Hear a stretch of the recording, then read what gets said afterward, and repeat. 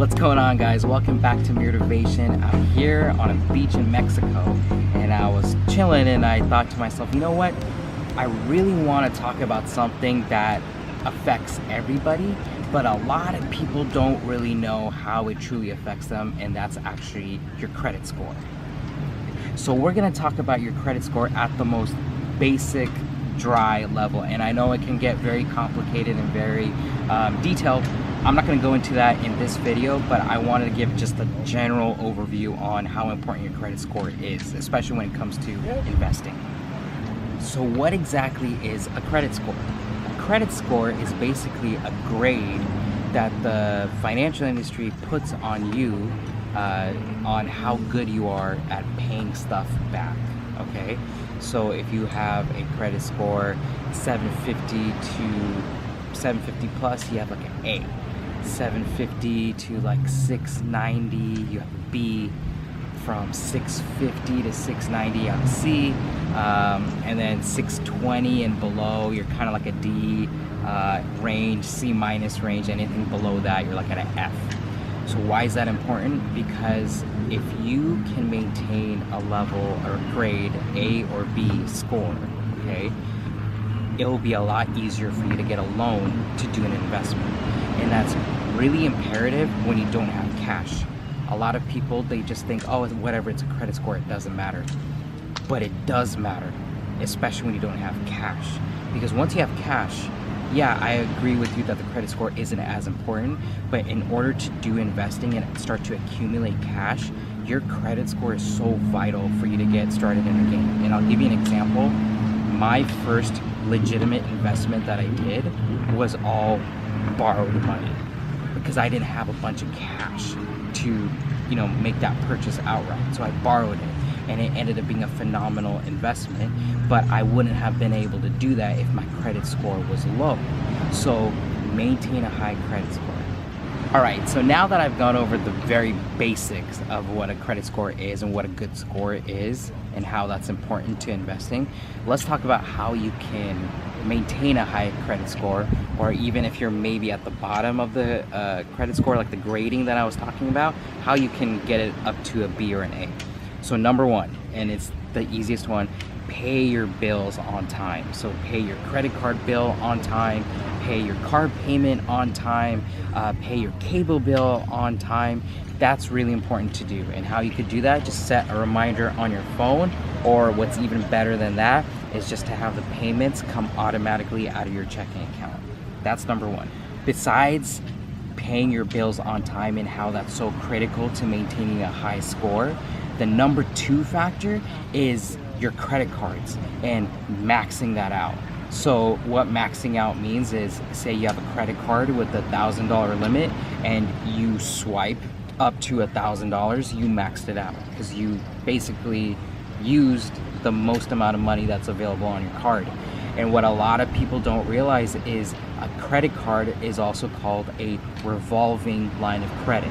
What that means is it's supposed to revolve, meaning you swipe it and whatever you borrowed, you pay it back. You swipe it, whatever you borrow, you pay it back.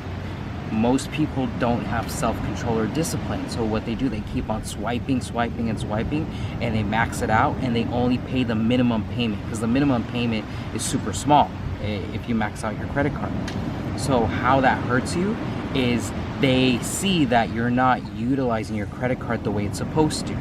And how you can basically raise up your credit score is, ideally, you need to only use 30% of your max credit line.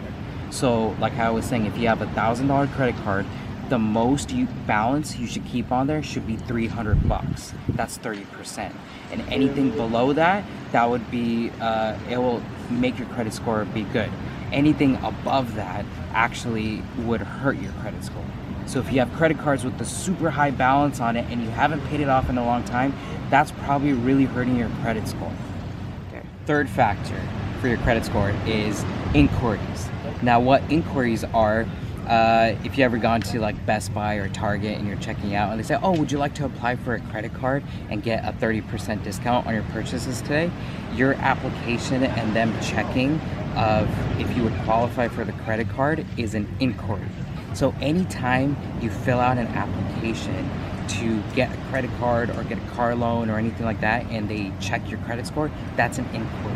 So if you do a lot of those a year, that's really, really bad for your credit score, because every time you fill out an application, it drops your score by like 20, 15, 25 points, something like that. The maximum amount you should fill out applications is no more than 3 per year.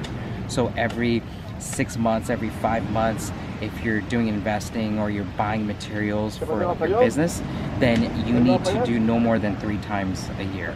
All right, number 4 is an uncollected debt or an unpaid debt.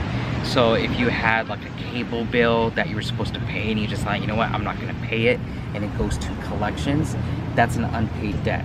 If you had a medical bill, right? You went to the ER room and you didn't, the doctor sent you a bill, you didn't pay it, you said forget about it, I'm not going to pay this, that gets reported on your credit report as an unpaid debt. So I think you understand what I'm saying, that if you don't pay those, that significantly harms your credit score. But the good thing about that is if you pay that off, eventually your score will recover. So if you have any unpaid debts that are super small, just bite the bullet and just pay it off, because that will help you in the long run. All right, so I explained to you some 4 things that will help your credit score and why it's super important. And I want to reiterate what I said earlier on, and that is when you get into the game of investing, a lot of younger people or people who are just starting out, they don't have a lot of cash built up, which, you know, it makes sense. Maybe you weren't disciplined to save it, or maybe you didn't get that huge promotion that now you can save money to do investing. So instead of you saying, I'm gonna wait until I have the cash to do it, okay? Because time is the most valuable asset. Money isn't. I want you to remember that. Money and credit aren't your valuable assets, time is. Because if you have a lot of time, you could do a lot more investing. So instead of waiting for the cash, do whatever you can to make your credit score high or maintain it at a high level. And the next inquiry, the next application you do, think long and hard of what can I use to borrow money to get that. A good way to do that, okay, is this. Next time you get those offers in the mail that have those checks, right, that says $25,000 for a personal loan, pay off your credit card debt, or do some other improvements, first of all, vet it. Make sure that it's legit and it's real and it's not a scam, because sometimes scams like those get sent in the mail and people fall victim to it. So do your research, go online, read reviews, and I'm sure you can find it. Those checks, they're basically saying you're pre-qualified to do an investment, and they don't check what you do. You can easily take that $25,000 check and buy like a condo in a different state that's, believe it or not, you could buy one that's like wholesaled or that's been revamped, and you buy it cash, right, because of that check, and you do the payments on that. And so that's just a way to get you start thinking of, instead of throwing those away, say, hey, you know what, I'm gonna hold on to this and really research of what I could use this for. So think about that, and I really hope this video helps. Comment below, remember to hit like and subscribe, and tell me a little bit about some of the difficulties you've had with improving your credit, and maybe I can help.